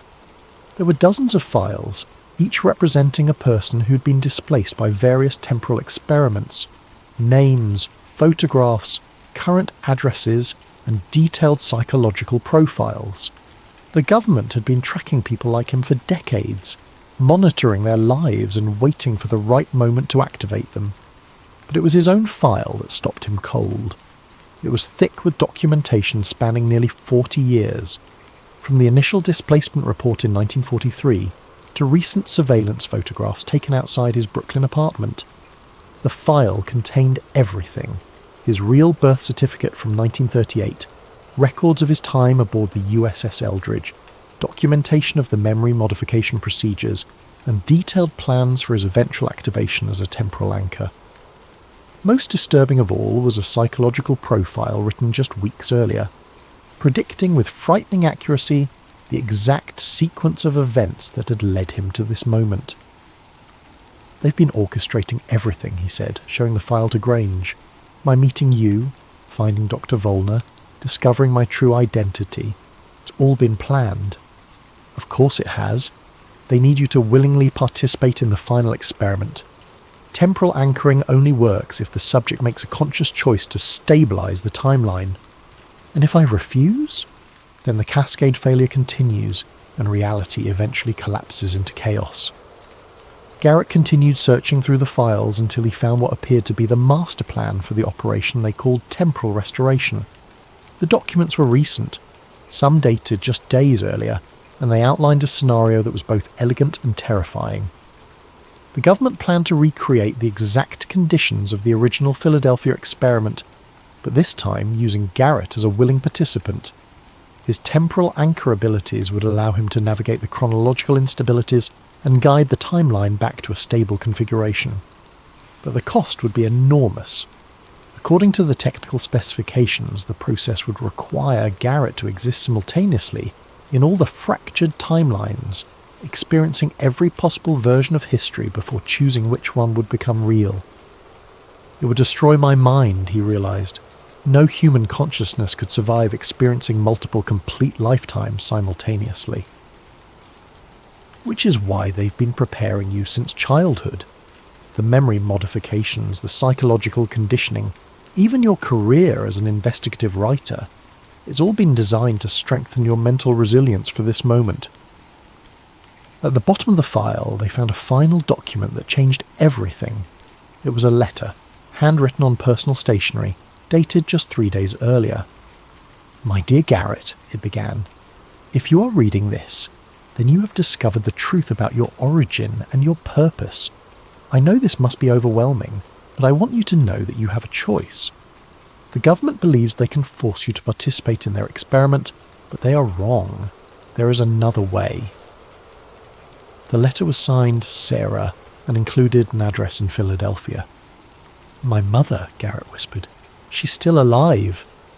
"In which timeline?" Grange asked quietly. "There's only one way to find out."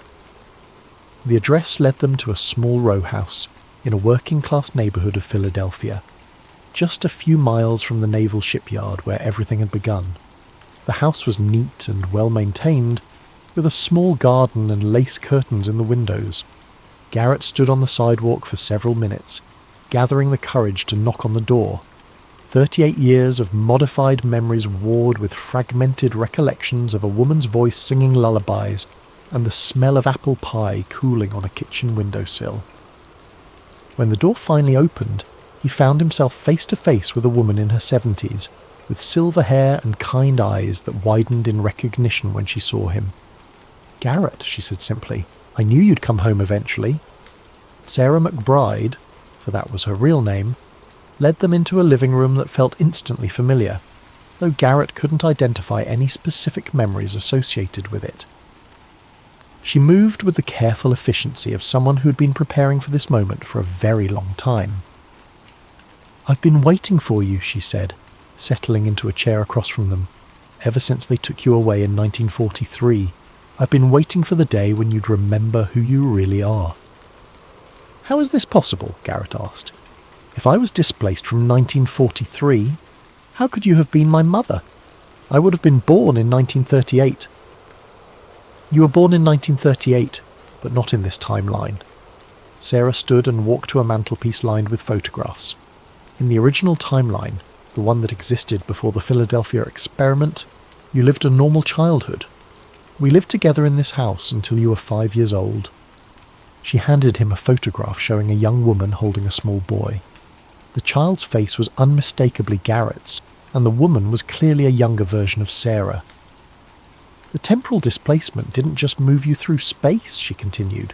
"It moved you backward through time, from 1943 to 1943. But in the process, it created a causal loop that has been growing more unstable for 38 years. I don't understand." "The child who was displaced in 1943 was you at age 5, but you weren't displaced from another location.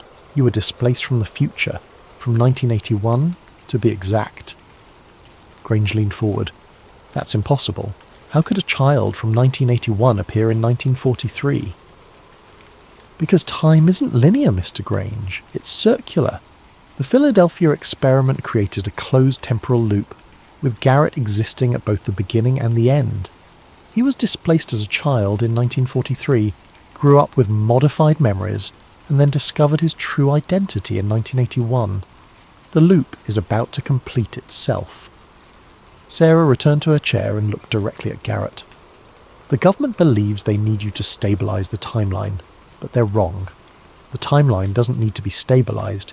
It needs to be allowed to complete its natural cycle. Which means you need to return to 1943 and allow yourself to be displaced. But this time, instead of fighting the displacement, you need to embrace it. Allow the temporal loop to close naturally. And what happens to me? You return to your childhood, to your real childhood. The memories of these 38 years fade away like a dream, and you grow up as you were meant to, with me as your mother." The implications hit Garrett like a physical blow. "But everyone I've known, everything I've accomplished as an adult, it all disappears." "From your perspective, yes. But from the perspective of the timeline, it was never real to begin with. You've been living in a temporal echo, a reflection of a life that couldn't exist once the loop was closed." Grange stood and walked to the window looking out at the street. "When does this have to happen?" "Tonight. The government is planning their final experiment for midnight at the Philadelphia Naval Shipyard. If Garrett participates in their restoration protocol, the temporal instabilities will be locked in place permanently. But if he returns to the displacement point willingly, the loop can close naturally." "How do we get into the shipyard?" "We don't. They'll bring Garrett there." Sarah reached into a drawer and pulled out a cell phone. "I'm going to call them and tell them we're ready to cooperate." "That's insane," Garrett protested. "They'll just force me to participate in their experiment." "No, they won't, because they need your willing participation, and they know I'm the only person who can convince you to cooperate. They'll listen to my terms." She dialed a number and waited. After a moment, she spoke into the phone with the authority of someone who was accustomed to being taken seriously. "This is Sarah McBride. I'm calling about my son." "Yes, I know what you're planning for tonight. He'll cooperate, but only under my conditions. The displacement chamber from the original experiment. I want it set up exactly as it was in 1943, because that's the only way this works, and you know it." She hung up and turned back to them. "They'll agree. They have no choice. The timeline instability has reached critical mass. If they don't resolve it tonight, the cascade failure will destroy everything." As if to underscore her words, the lights in the house flickered, and for a moment Garrett could swear he saw a different version of the room, one where the furniture was arranged differently, and the walls were painted a different colour. "It's starting," Sarah said quietly. "The timelines are beginning to merge. We have maybe 6 hours before reality becomes completely unstable." They spent the remaining daylight hours at Sarah's house, and she told Garrett stories about his real childhood. The birthday parties, the bedtime stories, the summer afternoons spent playing in the small garden behind the house. With each story, more memories began to surface, not the artificial recollections that had been implanted, but real memories of love and security and belonging. As evening approached, a government car arrived to take them to the shipyard. The agents were polite but tense, clearly aware that they were dealing with forces beyond their complete understanding. The Philadelphia Naval Shipyard at night was a maze of shadows and security lights. They were escorted to a warehouse that had been converted into a laboratory, filled with equipment that looked both familiar and alien. At the centre of the space was a metal chamber that Garrett recognised from his childhood nightmares, the displacement chamber from the USS Eldridge. Dr. Jean Volner was there, along with a team of government scientists and military personnel. But there was something different about her appearance, as if she was flickering between different versions of herself. "The timeline deterioration is accelerating," she explained. "We're seeing spontaneous manifestations of alternate realities throughout the facility. If we don't stabilise the temporal structure within the next hour, the entire eastern seaboard could be affected." "Then let's get this over with," Garrett said. He approached the displacement chamber, but Sarah caught his arm. "Remember," she said quietly, "don't fight it. Let the displacement take you where you need to go. Trust that you'll find your way home."